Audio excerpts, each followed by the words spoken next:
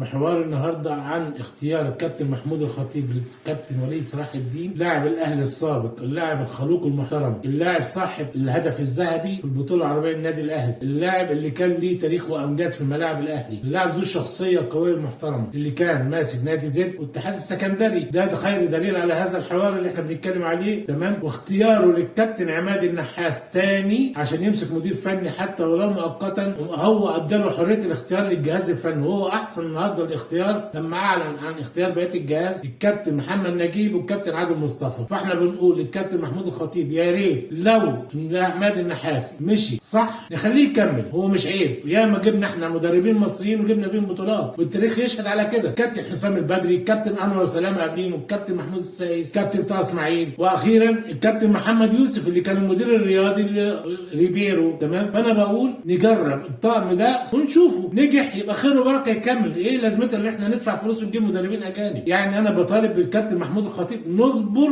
ما نستعجلش، وهو ان شاء الله باذن الله انا بتفائل خير مع الكابتن عماد النحاس والكابتن وليد صلاح الدين، لان انا عارف ان هو قوه وشخصيه وراجل محترم واللعيبه كلها هتحبه وبتحبه. السلام عليكم ورحمه الله وبركاته.